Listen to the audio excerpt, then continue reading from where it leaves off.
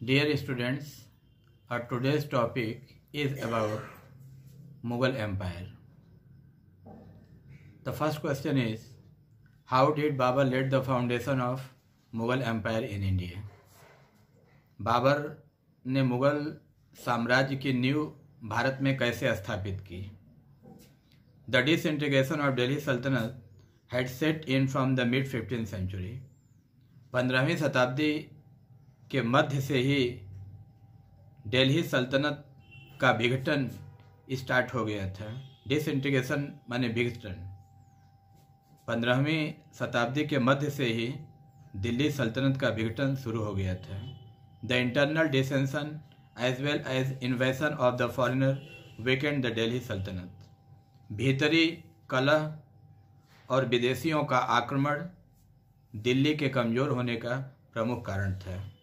Ibrahim Lodi of the Lodi dynasty was the last of the sultans who ruled from Delhi before the Mughal conquered northern India. Ibrahim Lodi Lodi dynasty का अंतिम शासक था जब मुगल का उत्तरी भारत पे कब्जा हुआ। Being dissatisfied with the rule of Ibrahim Lodi, ऐसा माना जाता है कि इब्राहिम लोदी के शासन से असंतुष्ट होकर के Muslim nobles of Delhi court wanted to get rid of him. Delhi court के जो मुस्लिम नोबल थे वो इब्राहिम लोदी से छुटकारा चाहते थे। They plotted with Babur the ruler of Kabul and invited him to invade India. उन लोगों ने बाबर के संग एक साजिश रची इब्राहिम लोदी के खिलाफ। बाबर जो कि काबुल का रूलर था, और ऐसा माना जाता है कि दिल्ली के मुस्लिम ने बाबर को इनवाइट करके भारत पे आक्रमण करवाया था। यानी उन लोगों ने बाबर को इनविटेशन भेजा कि come and invade India. A battle was fought in 1526 in a famous plain of Panipat in present Haryana. एक ऐतिहासिक युद्ध 1556 में लड़ा गया।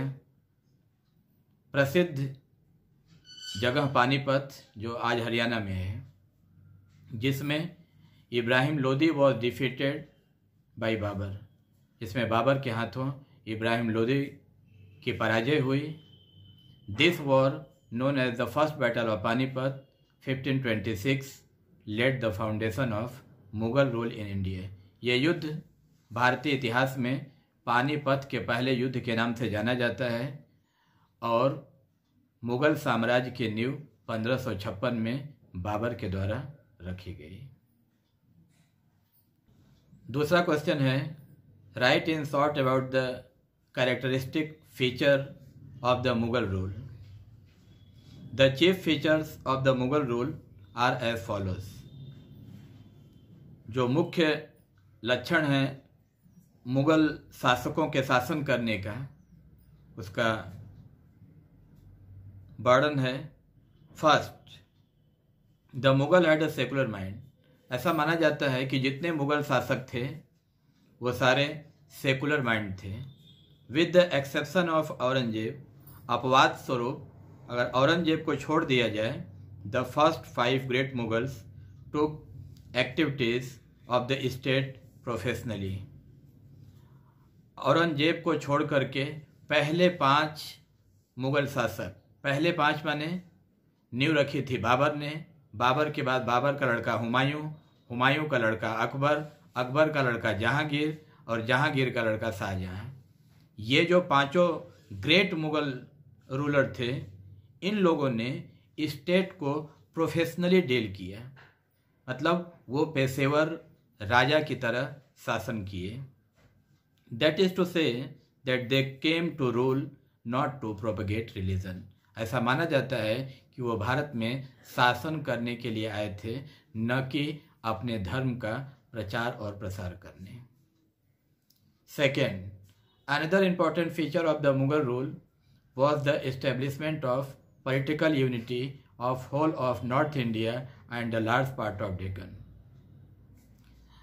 दूसरा जो महत्वपूर्ण लक्षण है मुग़ल रूल का कि उन लोगों ने पॉलिटिकल यूनिटी पूरे उत्तर भारत में दिखाई, मतलब राजनीतिक एकता पूरे उत्तर भारत में मुग़लों के द्वारा स्थापित किया गया। And a large part of Deccan, और दक्षिण भारत के भी एक बड़े हिस्से पे। The political unity had been establish in India prior to the मुग़लों के आने के पहले भी भारत में यह पॉलिटिकल यूनिटी दिखी थी, जब under the Mauryan and Guptas, Maurya और गुप्ता डायनेस्टी के दौरान। But the Mughal were definitely not aware of this, लेकिन ऐसा कहा जाता है कि मुग़लों ने मौर्य और गुप्ता डायनेस्टी के पॉलिटिकल यूनिटी से कोई भी शिक्षा नहीं ली। निश्चित रूप से कहा जा सकता है कि वो लोग अवेयर नहीं थे। And it can not be said that they were in any way inspired by the ideal, और ये बिल्कुल भी नहीं कहा जा सकता कि मुग़लों ने कोई भी इंस्पिरेशन मौर्य डायनेस्टी या गुप्ता डायनेस्टी के आदर्शों से लिया हो। Third, inspired by the Persian ideal, the Mughal in India introduce a new concept of administration.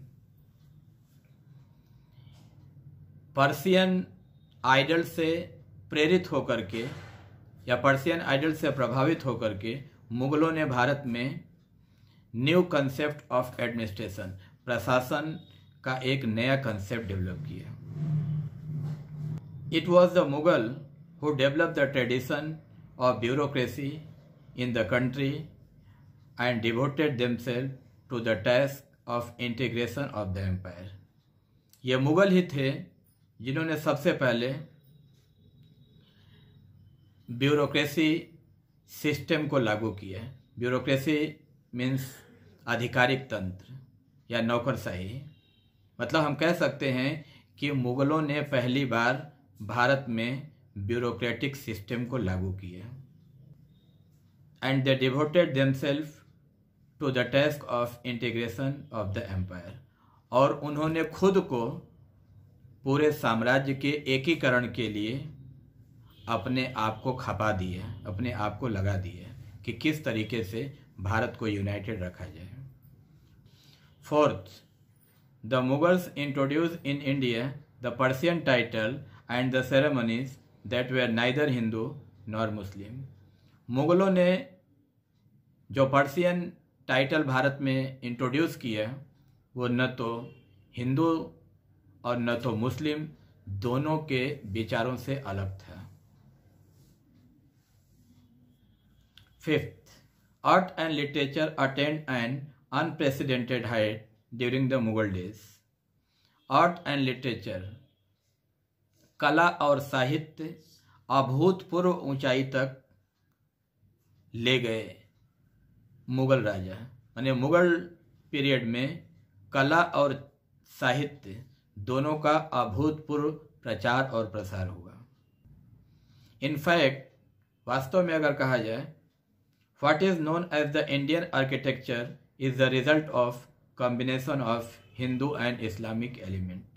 अगर सही मामलों में कहें तो इंडियन आर्किटेक्चर का जो प्रमाण, जो रिजल्ट आज हमें भारतवर्ष में दिखाई देता है, उसमें हिंदू और इस्लामिक दोनों सभ्यताओं का मिलाप है।